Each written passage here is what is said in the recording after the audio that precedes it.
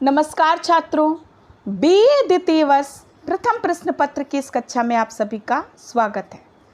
प्रथम प्रश्न पत्र आधुनिक काव्य में आज की कक्षा का प्रकरण है रामधारी सिंह दिनकर की सुप्रसिद्ध रचना कुरुक्षेत्र। प्रस्तुत रचना दिनकर जी द्वारा महाभारत के शांति पर्व को आधार बनाकर रची गई थी तथा इस रचना में दिनकर ने युद्ध के कारण तथा युद्ध के पश्चात होने वाले विनाश पर विचार प्रकट किया है। तो चलिए देखते हैं कुरुक्षेत्र रचना का सामान्य परिचय। यह श्री रामधारी सिंह दिनकर द्वारा रचित एक महाकाव्य है जो कि 7 सर्गों में विभाजित है। इसमें युद्ध की समस्या को पहली बार सशक्त वाणी देकर उसका बड़ा तर्क संगत और नीति सम्मत समाधान प्रस्तुत किया गया है। इसकी कथा वस्तु महाभारत युद्ध से संबंधित है। इसमें युधिष्ठिर, भीष्म आदि विभिन्न पात्रों का चरित्र बड़ी मनोवैज्ञानिकता के साथ उभारा गया है। गंभीर विश्लेषण के पश्चात कवि इस निष्कर्ष पर पहुंचता है कि युद्ध स्वयं अपने में कोई अच्छी वस्तु नहीं है, पर मानवता की पशुता से रक्षा के लिए यह अनिवार्य है कि अर्थात धर्म की स्थापना के लिए यदि मानवता को रक्तपात करना भी पड़ता है तो वो आवश्यक है। इस काव्य में कवि गीता के दर्शन से गंभीर रूप से प्रभावित दिखाई देता है और वो कहता है कि क्षमा शोभती उस भुजंग को जिसके पास गरल है। वस्तुतः कुरुक्षेत्र शक्ति की उपासना का, पराक्रम का और पौरुष का काव्य है। इसमें दुर्बल राष्ट्र के मध्य नूतन प्राण संचार करने की क्षमता है। कवि की ओजस्वी वाणी युद्ध में बसते नगाड़ों की ध्वनि के समान शिराओं में पौरुष का संचार करने वाली है। निश्चय ही खड़ी बोली की यह एक विशिष्ट उपलब्धि बनकर सामने आती है। तो इस रचना में दिनकर ने 7 सर्गों के माध्यम से महाभारत युद्ध की भीभत्सता तथा आगामी समय में मतलब वर्तमान समय में किस तरह से लोग युद्ध से बच सकते हैं या किस तरह से युद्ध जो है उसके पश्चात किस तरह का विनाश युगों युगों तक चलता रहता है, इस समस्या की ओर प्रश्न उठाया गया है। कुरुक्षेत्र दिनकर का एक विचार प्रधान काव्य है। महाभारत युद्धोत्तर घटनाओं के आधार पर इसकी रचना हुई है। जिस प्रकार युद्ध से पूर्व भावी अनिष्ट की आशंका से अर्जुन का हृदय विचलित हो उठा था और उन्होंने युद्ध करने से मना कर दिया था, उसी प्रकार युद्ध के पश्चात उससे हुई भीषण तबाही को देखकर युधिष्ठिर की आत्मा रो उठती है और वे अपने किए पर पश्चाताप करने लगते हैं। अर्जुन ने भीख मांगकर खाना उचित समझा था, किंतु अपने स्वजनों के खून से सना भोज उन्हें स्वीकार न था।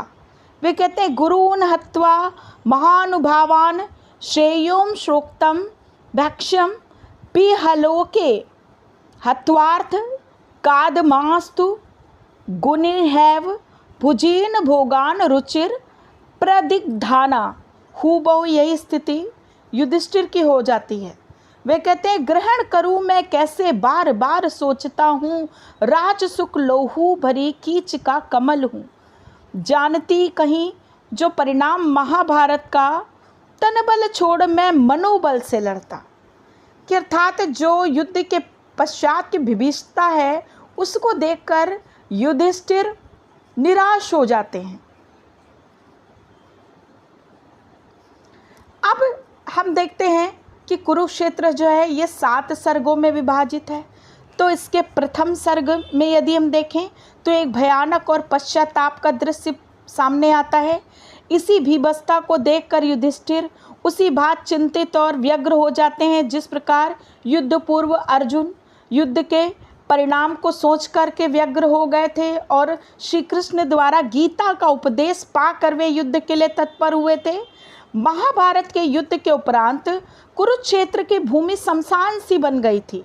पुत्रहीन माताएं बिलख रही थीं, विधवाएं तड़प रही थीं और पांडवों पर इन सब का कोई प्रभाव नहीं था, किंतु युधिष्ठिर के लिए यह दृश्य असाध्य था। वे चीत्कार करते हैं, वे कहते हैं नर का बहाना रक्त है, हे भगवान मैंने क्या किया। उन्हें खेद था कि यदि वे युद्ध ना करते तो ये भयंकर और अमानवीय परिणाम सामने नहीं आते। माताएं पुत्रहीन होकर ना बिलखती, विधवाएं वैधव्य जीवन को क्यों बिताती। इन सब आघातों से वे घायल हैं और वे कह उठते हैं, रक्त से छाए हुए इस राज्य को वज्र हो कैसे सहूँगा भोग मैं। आदमी के खून में यह है सना, है इसमें लहू अभिमन्यु का। इन्हीं दुखों से उनका हृदय भर जाता है और वे दीर्घ श्वास लेकर अर्जुन को बताकर भीष्म पितामह के पास चले जाते हैं। इस तरह से प्रथम सर्ग की कथा वस्तु समाप्त हो जाती है। द्वितीय सर्ग में युधिष्ठिर के मनोताप का चित्रण है। वे अपने को धर्म अधर्म पाप पुण्य आदि के निर्धारण में असमर्थ पाते हैं। फलता वह पितामह के पास जाते हैं और अपना दुख प्रकट करते हैं।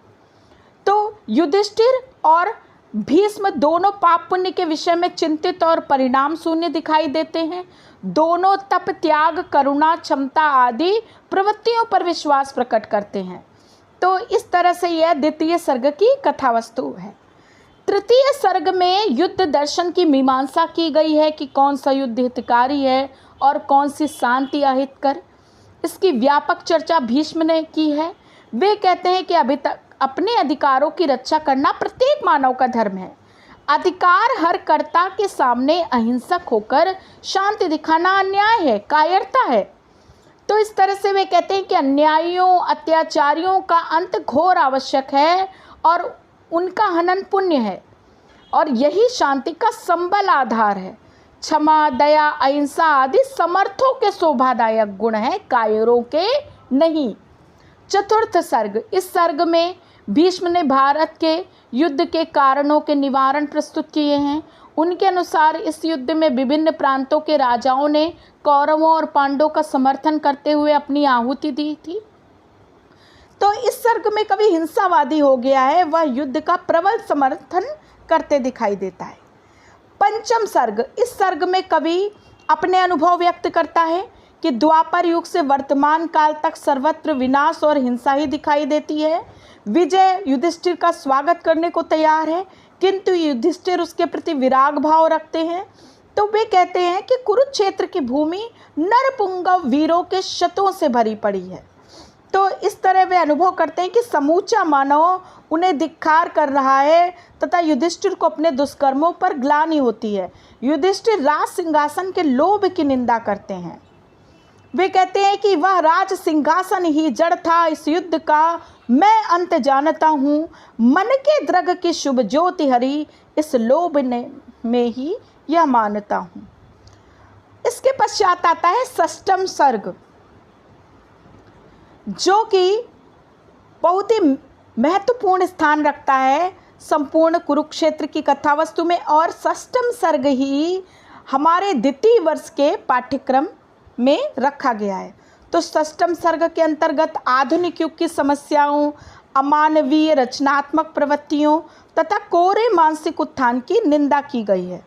कवि भगवान ने धर्म दया शांति की स्थापना से संबंधित प्रश्न किए हैं। आधुनिक वैज्ञानिक विकास की चर्चा की गई है तथा कवि कहता है कि मानव वंश में वायु विद्युत अग्नि आकाश पृथ्वी सब कुछ है, परंतु कवि खेद करता है कि मनुष्य के मानसिक विकास का उसके हृदय ने साथ नहीं दिया, अतः उसकी उन्नति एकांकी है, अधूरी है और महत्व नहीं रखती। तो इसलिए षष्ठम सर्ग की कथा वस्तु हमें भौतिक उन्नति के साथ साथ आत्मिक उन्नति की ओर भी प्रवृत्त करते दिखाई देते। अब देखते हैं कुरुक्षेत्र की प्रमुख विशेषताओं को। तो कुरुक्षेत्र एक विचार प्रधान कृति है। इसमें कवि ने रच विचारों और तरल अनुभूतियों में आश्चर्यजनक सामंजस्य स्थापित किया है। कुरुक्षेत्र में अलंकार अपने सहज रूप में प्रयुक्त हुए हैं। कवि द्वारा इसमें यंत्र तंत्र अलंकारों की सहायता से मार्मिक और चमत्कृत चित्रण किया गया है। आचार्य विश्वनाथ मिश्र इसे एकार्थ काव्य, ना कि महाकाव्य बल्कि एकार्थ काव्य के रूप में स्वीकार करते हैं। कुरुक्षेत्र दिनकर की श्रेष्ठ कृति है। इसमें 7 सर्ग हैं। कवि ने छठे सर्ग में मानव जीवन में विज्ञान की उपयोगिता को लेकर बहुत ही चिंतनीय और सार्थक प्रश्न उठाए हैं कि केवल भौतिक उन्नति ही व्यक्ति को तुष्ट नहीं कर सकती, भौतिक उन्नति के साथ साथ उसके हृदय में क्षमा, दया, करुणा, महानता आदि गुण भी होने अपेक्षित हैं। यह तथ्य पुष्ट किया है। कवि का कहना है कि वैज्ञानिक उपलब्धियों के नाम पर दुनिया ने जो प्रगति की है वो मूलतः एकांगी है। कवि इन उपलब्धियों को मानवता के हित में नहीं मानता है। कवि के अनुसार केवल बौद्धिक विकास मानव जाति के लिए अभिशापित है, क्योंकि इससे मानव में मानवीय गुणों का अभाव हो जाएगा और मानव केवल एक मशीन बन करके रह जाएगा। कवि की दृष्टि में जब तक हार्दिक प्रवृत्तियों, समता, विश्वास, संतोष, दया, स्नेह, बलिदान, करुणा आदि गुणों की प्रतिष्ठा नहीं होगी, तब तक सृष्टि में किसी भी जीव का अस्तित्व सुरक्षित नहीं रह सकता। तो इस तरह से हम देखते हैं कि षष्ठम सर्ग कथावस्तु के विकास के लिए एक बहुत ही महत्वपूर्ण आधार बनकर सामने आता है, तथा इसके सप्तम और अंतिम सर्ग में कवि प्रबंध काव्य का उपसंहार करता है, जिसमें भीष्म पिता के सदुपदेश से युधिष्ठिर का मन शांति पाता है और भीष्म बताते हैं कि अब द्वापर युग समाप्त हो गया है, अतः उज्जवल भविष्य की सुनहरी आशा है और युधिष्ठिर को शांति के लिए इस युद्ध को आकार देना आवश्यक था और अब उन्हें संसार में ज्ञान का प्रकाश करना है, जिससे सबको समता का पाठ पढ़ाना होगा, लोभ से बचना होगा तथा कर्म क्षेत्र में अवतरित होकर के कर्म के द्वारा मानव मात्र का कल्याण करना होगा। तो इस तरह से कुरुक्षेत्र मानव जाति को शांति और वीरता दोनों का ही पाठ पढ़ाता है, तथा वह ये महत्वपूर्ण प्रश्न भी सामने रखता है कि युद्ध के पश्चात मानवता किन किन महत्वपूर्ण तथ्यों को खो देती है तथा युद्ध के पश्चात किस तरह से नुकसान सिर्फ मानवता का ही होता है। एक पक्ष जीतता है, दूसरा पक्ष हारता है, परंतु वास्तव में दोनों की ही पराजय होती है। इस तरह से हमें युद्ध से बचने का, परंतु यदि आवश्यक हो तो युद्ध का आश्रय लेने से भी डरना नहीं चाहिए। धन्यवाद।